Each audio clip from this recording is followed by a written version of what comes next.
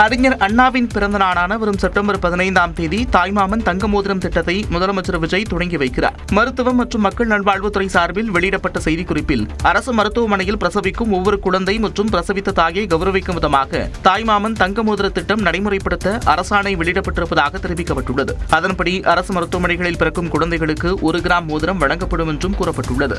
இந்த திட்டத்தை மாநிலத்தில் செயல்படுத்துவதற்காக ஆண்டுதோறும் 755 கோடியே 83 லட்சம் ரூபாய் நிதியை ஒதுக்கீடு செய்வதாக கூறியுள்ள அரசு, திட்டத்திற்கான ஒப்பந்த புள்ளிகள் உடனடியாக கூறுவதற்கு முதலமைச்சர் உத்தரவிட்டிருப்பதாகவும் தெரிவிக்கப்பட்டுள்ளது. இந்த திட்டத்தின் கீழ் முதலமைச்சரின் பிறந்தநாளான ஜூன் 22ஆம் தேதி முதல் அரசு மருத்துவமனைகளில் பிறந்த குழந்தைகள் பயன்பெறுவார்கள் என்றும் கூறப்பட்டுள்ளது.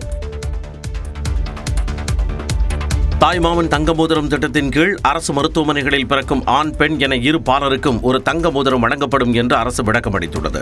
தாய்மாமன் தங்க மோதிர திட்டம் குறித்து மருத்துவத்துறை வெளியிட்டுள்ள அரசாணையில், ஆண்டுதோறும் தமிழ்நாட்டில் நடைபெறும் 7,80,000 பிரசவங்களில் அரசு மருத்துவமனைகளில் மட்டும் 4,20,000 பிரசவங்கள் நடைபெறுவதாக குறிப்பிடப்பட்டுள்ளது. தமிழர் பாரம்பரியத்தில் தாய்மாமன் புதிதாக பிறக்கும் குழந்தைக்கு தங்கம் உள்ளிட்ட சீர்வரிசை வழங்கும் வழக்கத்தை அடிப்படையாக கொண்டு அரசே தாய்மாமனாக இருந்து குழந்தைகளுக்கு 1 கிராம் தங்க மோதிரம் வழங்கும் வகையில் இந்த திட்டம் வடிவமைக்கப்பட்டுள்ளதாக தெரிவிக்கப்பட்டுள்ளது. புதிதாக பிறந்த அனைத்து குழந்தைகளும் திட்டத்தில் சேர்க்கப்படுவார்கள் என்றும், பாலின பாகுபாடு இன்றி ஆண் மற்றும் பெண் குழந்தைகள் இருவருக்கும் தங்க மோதிரம் வழங்கப்படும் என்றும் அரசாணையில் தெரிவிக்கப்பட்டுள்ளது. திட்டத்திற்கு தேவையான 1 கிராம் தங்க மோதிரங்களை தமிழ்நாடு மருத்துவ பணிகள் கழகம் கொள்முதல் செய்து வழங்கும் என்றும், மாநிலம் முழுவதும் 94 முக்கிய மையங்கள் மூலம் இவை பாதுகாப்பாக சேமித்து விநியோகிக்கப்படும் எனவும் கூறப்பட்டுள்ளது. இத்திட்டம் அரசு மருத்துவமனைகளில் பிரசவம் மேற்கொள்வதை ஊக்குவிப்பதுடன் தாய்மார்களின் நலனையும் அரசு சுகாதார சேவைகளின் மீதான மக்களின் நம்பிக்கையையும் மேலும் உயர்த்தும் என்றும் தமிழ்நாடு அரசு தெரிவித்துள்ளது. பொறியியல் கல்லூரி சேர்க்கைக்கான தரவரிசை பட்டியல் ஜூலை 1ஆம் தேதி வெளியிடப்படும் என உயர்கல்வித்துறை அமைச்சர் விஸ்வநாதன் தெரிவித்துள்ளார். தமிழ்நாட்டில் 400க்கும் மேற்பட்ட அரசு உதவி பெறும் மற்றும் தனியார் பொறியியல் கல்லூரிகள் உள்ள நிலையில், இந்த ஆண்டுக்கான மாணவர் சேர்க்கைக்கான விண்ணப்ப பதிவு மே 3ஆம் தேதி முதல் ஆன்லைன் வழியாக நடைபெற்று வருகிறது. விண்ணப்பிப்பதற்கான கால அவகாசம் ஜூன் 2ஆம் தேதியுடன் முடிவடைந்த நிலையில் ஜூன் 5ஆம் தேதி வரை நீட்டிக்கப்பட்டது. சுமார் 3 லட்சம் பேர் இதுவரை விண்ணப்பித்துள்ள நிலையில் ஜூன் 29ஆம் தேதி தரவரிசை பட்டியல் வெளியிடப்படும் என அறிவிக்கப்பட்டிருந்தது. இந்த நிலையில் சிபிஎஸ்இ மறுமதிப்பீடு முடிவுகள் வெளியாகியுள்ள நிலையில் தரவரிசை பட்டியல் ஜூலை 1ஆம் தேதி வெளியிடப்படும் என உயர்கல்வித்துறை அமைச்சர் விஸ்வநாதன் கூறியுள்ளார். அன்றைய தினமே கலந்தாய்வு தேதி அறிவிக்கப்படும் என்றும், தரவரிசை பட்டியலில் குறைகள் இருந்தால் ஜூலை 5ஆம் தேதி வரை வாய்ப்பு வழங்கப்படும் எனவும் அமைச்சர் தெரிவித்துள்ளார். தாவேகா ஆட்சிக்கு நாள் குறிப்பவர்களை மக்கள் பார்த்துக் கொள்வார்கள் என சட்டப்பேரவையில் முதலமைச்சர் விஜய் பேசியுள்ளார்.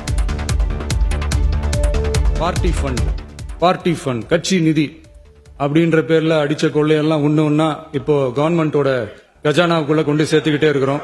சட்டப்பேரவையில் ஆளுநர் உரைக்கு நன்றி தெரிவிக்கும் தீர்மானத்தின் மீதான விவாதத்திற்கு பதிலுரையாற்றிய போது முதலமைச்சர் விஜய் இவ்வாறு பேசினார். இதனால் திமுக உறுப்பினர்கள் எழுந்து நின்று முழக்கம் எழுப்பினர். இதற்கு பதிலடியாக தாவேகா உறுப்பினர்களும் முழக்கம் எழுப்பியதால் கடும் அமளி நிலவியது.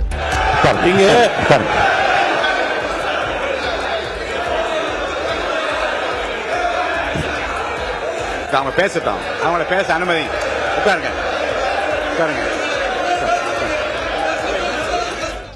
அப்போது எதிர்க்கட்சித் தலைவர் உதயநிதி குறுக்கிட்டு பேச முற்பட்ட நிலையில் அமைச்சர்கள் செங்கோட்டையன், ஆதவ் அர்ஜுனா, ராஜ்மோகன் ஆகியோர் எதிர்ப்பு தெரிவித்தனர். இரு தரப்பினரையும் சபாநாயகர் சமாதானப்படுத்திய பிறகு பேசிய உதயநிதி ஸ்டாலின், முதலமைச்சர் எதையும் ஆதாரத்துடன் பேச வேண்டும் என்று கேட்டுக் கொண்டார். அது மாதிரி இன்னைக்கு முதலமைச்சர் பேசும்போது சில வார்த்தைகள், தவறான வார்த்தைகள் பேசுறாரு. அவர் பார்ட்டி ஃபண்ட் அப்படின்னு சொல்லியிருக்கிறாரு. அவர் அமைச்சர் அந்த பார்ட்டி ஃபண்ட் எந்த பார்ட்டின்னு கூட சொல்ல தைரியம் இருந்தா சொல்லுங்க, நாங்க அதெல்லாம் ஃபேஸ் பண்ண தயாரா இருக்கோம். எதையும் ஆதாரத்தோடு எதையும் பேசுங்க.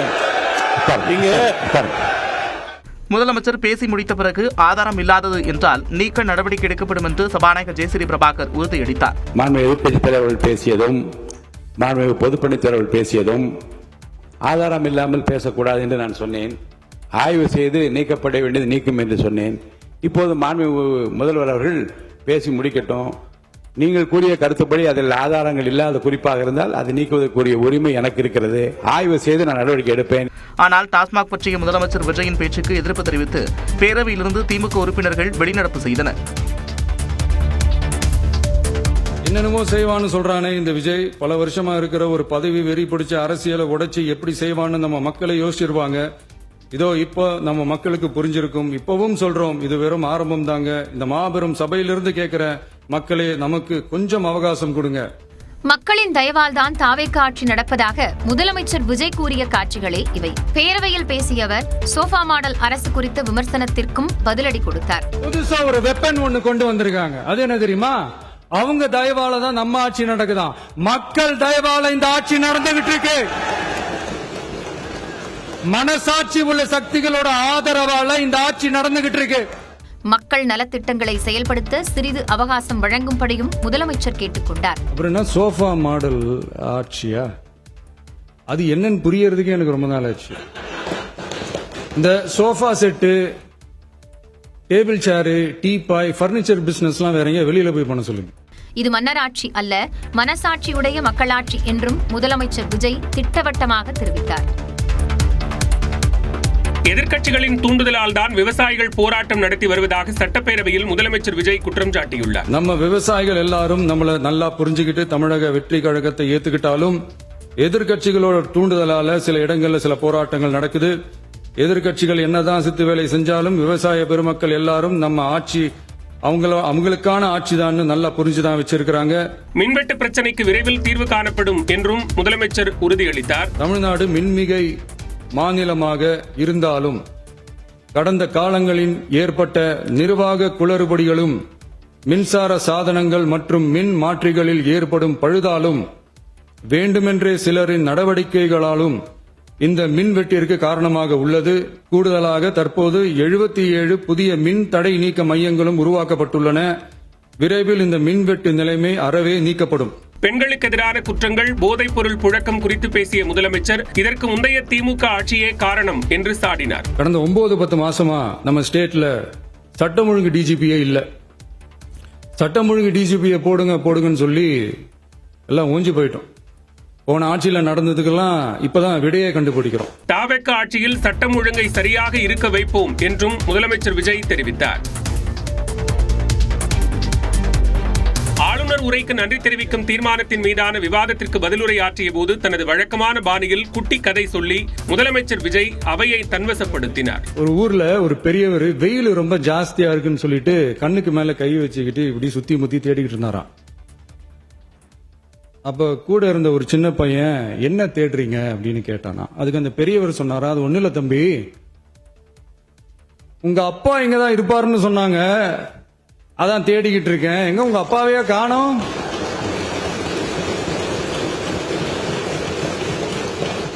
எங்களுக்கும் நக்கலா நையாண்டியா சம்பந்தம் இல்லாத குட்டி கதை இதெல்லாம் எங்களுக்கும் பேச தெரியும். அந்த கதையில பெரியவர் அப்படி சொன்னாராம், தப்பா எடுத்துக்காதீங்க. அந்த கதையில பெரியவர் அப்படி கேட்டாராம். அப்பாவை காணோம் என்ற முதலமைச்சரின் இந்த குட்டி கதையை அதிமுக பொதுச் செயலாளர் எடப்பாடி பழனிசாமி ரசித்து கேட்டார்.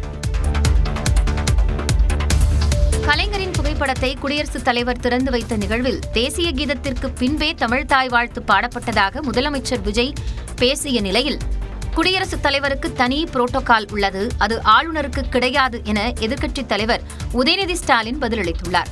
கலைஞர் அவர்களுடைய புகைப்படத்தை மாண்புமிகு குடியரசுத் தலைவர் திறந்து வைக்கிற ஒரு ஃபங்க்ஷன். அந்த ஃபங்க்ஷன்ல நேஷனல் ஆந்தம் ஃபாலோடு பை தமிழ்தாய் வாழ்த்து அப்படின்னு அறிவிச்சது ஞாபகம் இருக்கா? அவர் இருந்த இதே சபையில தமிழ 2வது இடத்துக்கு தள்ளினது யாருன்னு ஞாபகம் இருக்கா? அதே ஃபங்க்ஷன்ல கடைசியா ஃபங்க்ஷன் முடியும் போது செகண்ட் டைம் தேசிய கீதம் பாடினதும் ஞாபகம் இருக்கா? முதலமைச்சருக்கு இந்த புரோட்டோகால் கூட தெரியாம இருக்கு, ரொம்ப வருத்தத்திற்குரிய ஒரு விஷயம். பிரசிடென்ட் வரும்போது பிரசிடென்ட்டுக்குன்னு ஒரு புரோட்டோகால் இருக்கு, ஆனா ஆளுநருக்கு அப்படிலாம் கிடையாது. பிரசிடென்ட்டுக்குன்னு ஒரு புரோட்டோகால் இருக்கு. அந்த புரோட்டோகால் படி தான் அன்றைக்கு அந்த தேசிய கீதம் அன்னைக்கு பாடப்பட்டது.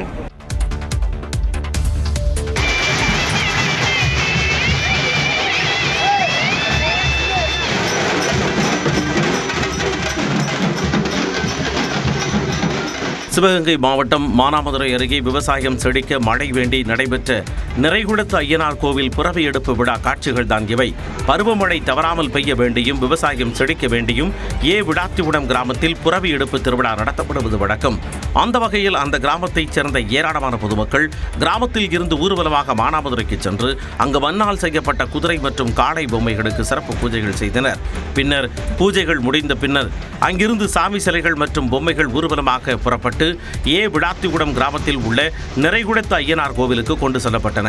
இந்த ஊர்வலத்தில் 7 மாபெரும் குதிரை பொம்மைகள் மற்றும் 6 காளை பொம்மைகளோடு 100க்கும் மேற்பட்ட பெண்கள் தங்களது நேர்த்திக் கடனை செலுத்தும் விதமாக பல்வேறு பொம்மைகளை தலையில் சுமந்து சென்றனர்.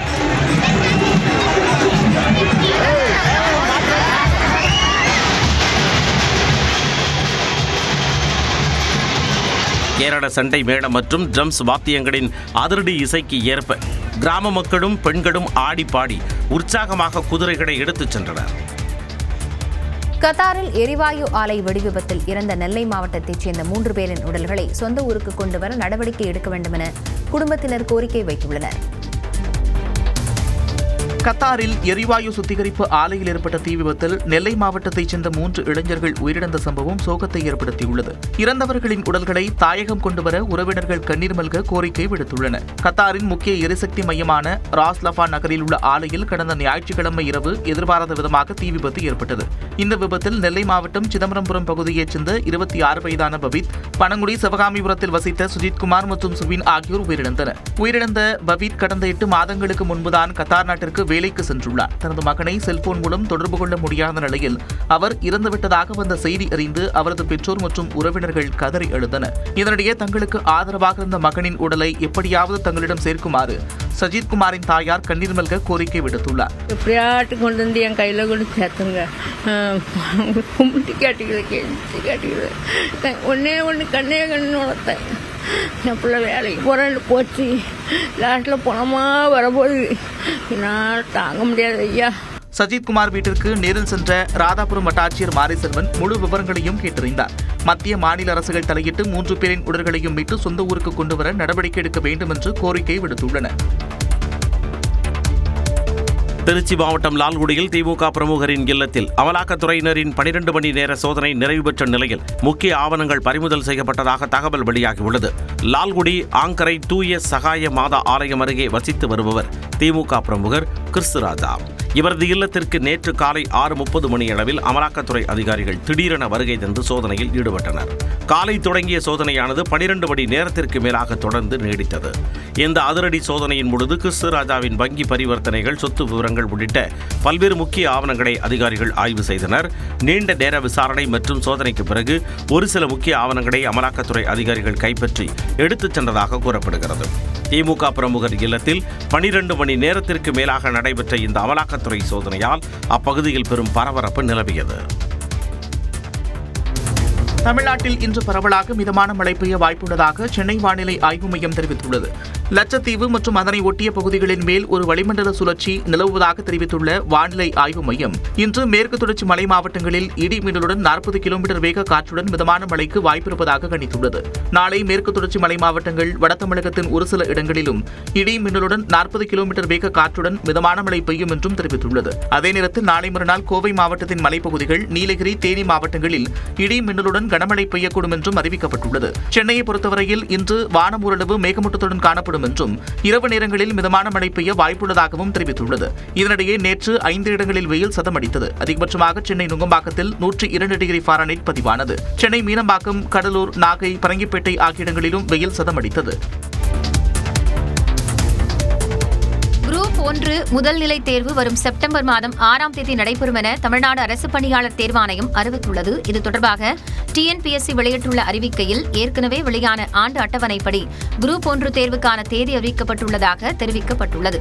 இந்த தேர்வு மூலம் துணை ஆட்சியர், வணிக வரி உதவி ஆணையர், மாவட்ட பதிவாளர், தொழிலாளர் நலத்துறை உதவி ஆணையர் என 26 காலி பணியிடங்கள் நிரப்பப்படுகின்றன.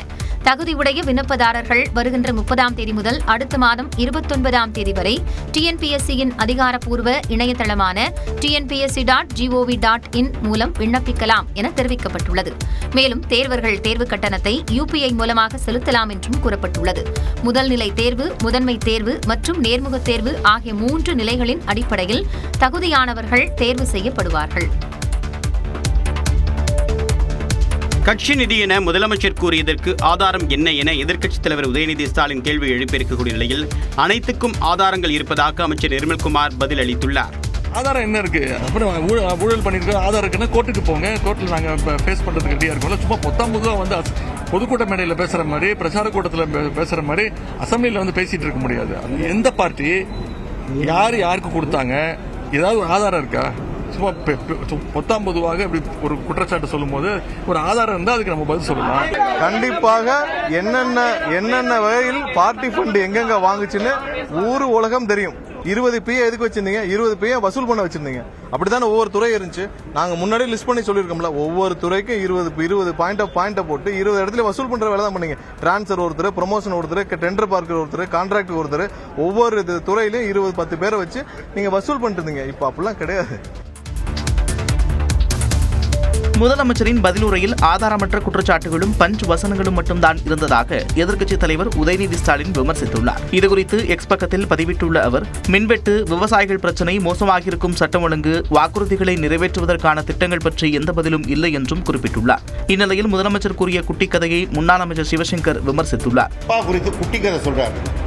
வழக்கமாக தேர்தல் போது குட்டி கதை சொல்லுவார். அவருடைய திரைப்பட பாடல் ரிலீஸ், பட ரிலீஸுக்கெல்லாம் குட்டி கதை சொல்லுவார். இன்றைக்கும் குட்டி கதை சொல்கிறார். அப்பா கதை. உங்கள் அப்பாவுக்கு நீங்கள் எப்படி நடந்து கொண்டீர்கள் என்பதையும் உங்க அப்பா பேட்டி கொடுத்திருக்கிறார். மரியாதைக்குரிய S.A. சந்திரசேகர், என்னுடைய மகன் என் கட்டுப்பாட்டில் இல்லை, புஷ்யானந்தி கட்டுப்பாட்டில் இருக்கிறார் என்று வெளிப்படையாக பேட்டி கொடுத்திருக்கிறார். அது குறித்து இன்னும் நீங்க எந்த தெளிவும் சொல்ல. கரூர் விவகாரத்தில் முன்னாள் முதலமைச்சர் மு க ஸ்டாலின் பெருந்தன்மையாக நடந்து கொண்டதாகவும் அவர் கூறினார். ஒரு புதிய கட்சி ஆரம்பிச்சிருக்கீங்க, இது உங்களுக்கு விவரம் தெரியாமல் நடந்திருக்குன்னு சொல்லி எங்க முதலமைச்சர் கருணையோடு நடந்து கொண்டதனால தான் இன்றைக்கு இந்த பேச்செல்லாம் நீங்க பேசுறீங்க. அல்லு அர்ஜுனா மீது வழக்கு தொடுப்பது போல ஒரு வழக்கு தொடர்ந்தா நீங்க உங்க கேரியர் உச்சம்லாம் கேரியர் கலந்துருக்கும் தெரிஞ்சிருக்கும். தங்கள் மீது வழக்கு தொடர்ந்தால் அதனையும் சந்திக்க தயார் என்றும் சிவசங்கர் கூறினார். நான் இதே நிர்மல்குமாரை கேட்குறேன், முதலமைச்சர் பதவி ஏற்க முன்னால் 3-4 தடவை கவர்னர் ஆஃபீஸுக்கு போனீங்க. ஆனால் அதுக்கு முன்னால் முதலமைச்சரை எங்களை பதவியேற்க விடுங்கன்னு யாருக்கெல்லாம் நீங்கள் ஃபோன் பண்ணி சொன்னீங்க? யாருக்கெல்லாம் ஃபோன் பண்ணி சொன்னீங்க? நான் சொல்லட்டுமா உங்களுக்கு? அப்போ மட்டும் பாரதிய ஜனதா கட்சிக்கு உங்களுக்கு இனிக்குது.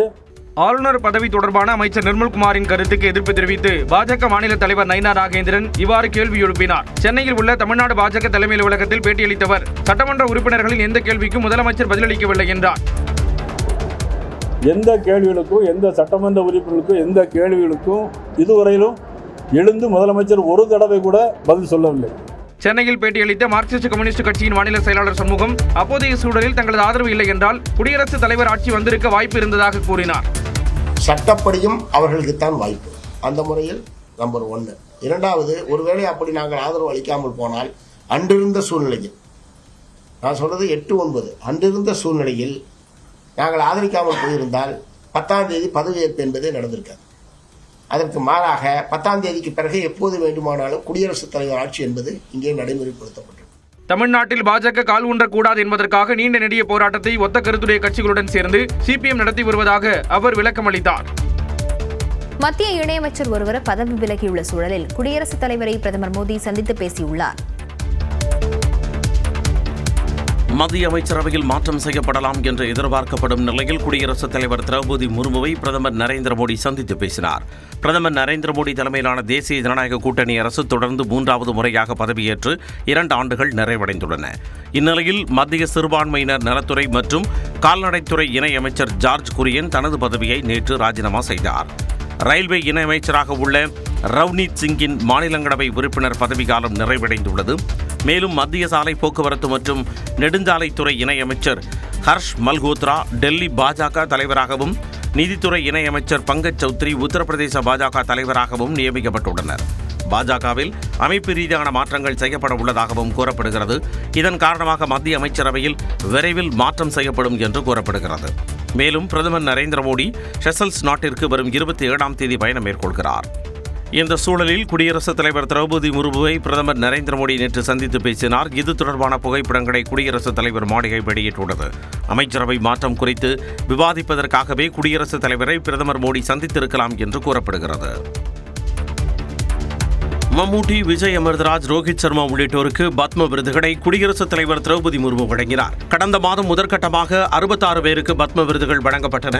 2ஆம் கட்ட விருதுகள் வழங்கும் நிகழ்ச்சி டெல்லி குடியரசுத் தலைவர் மாளிகையில் நடைபெற்றது. இதில் 65 பேருக்கு குடியரசுத் தலைவர் திரௌபதி முர்மு விருதுகளை வழங்கினார்.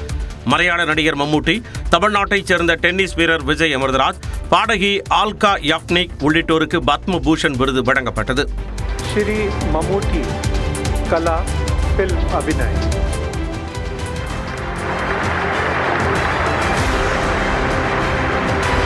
Doctor Vijay Amritraj tell tennis,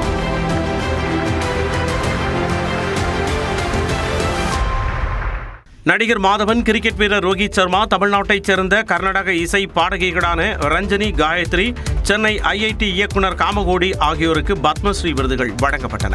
Shri Madhavan Ranganathan कला अभिनय,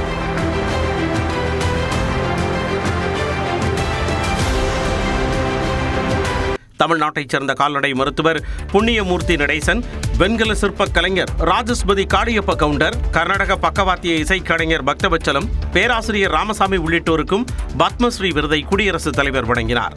ஹாக்கி வீராங்கனை சபிதா புன்யாவுக்கு பத்மஸ்ரீ விருது வழங்கப்பட்டது.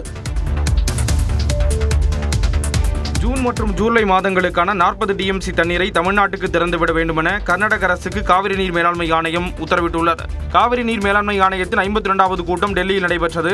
ஆணையத்தின் தலைவர் SK ஹல்தர் தலைமையில் நடைபெற்ற கூட்டத்தில் தமிழ்நாடு, கர்நாடகா, கேரளம், புதுச்சேரி ஆகிய மாநிலங்களைச் சேர்ந்த நீர்வளத்துறை அதிகாரிகள் கலந்து கொண்டனர். அப்போது பேசிய தமிழ்நாட்டின் நீர்வளத்துறை முதன்மை செயலாளர் சத்யபிரதா சாகு, தமிழ்நாட்டிற்கு இந்த ஆண்டு ஜூன் 22ஆம் தேதி வரை 6.73 TMC தண்ணீரை திறந்திருக்க வேண்டிய நிலையில் வெறும் 2.66 TMC மட்டுமே கர்நாடகா திறந்துள்ளதாக தெரிவித்தார். மேலும் பிலிகுண்டுலு அணையில் போதிய நீர் இருப்பு இல்லை என கர்நாடக அரசு கூறுவதை ஏற்றுக்கொள்ள முடியாது என்றும், அதேபோல பிப்ரவரி முதல் மே மாதம் வரை கோடை காலத்தில் அனுமதிக்கப்பட்ட அளவை விட கூடுதலான நீரை தமிழ்நாடு அரசு பயன்படுத்தியதாக கர்நாடகா கூறுவதை ஏற்றுக்கொள்ள முடியாது என்றும் கூறியுள்ளார். இவ்விவகாரத்தில் காவிரி மேலாண்மை வாரியம் தலையிட்டு ஜூன் மாதத்திற்கான 9.19 TMC தண்ணீரையும், ஜூலை மாதத்திற்கான 31.24 TMC தண்ணீரையும் விடுவிக்க கர்நாடக அரசுக்கு உத்தரவிடுமாறு கேட்டுக்கொண்டார். அதனை ஏற்று தமிழ்நாட்டிற்கு 40 TMC காவிரி நீர் திறக்க கர்நாடகாவுக்கு காவிரி நீர் மேலாண்மை ஆணையம் உத்தரவிட்டுள்ளது.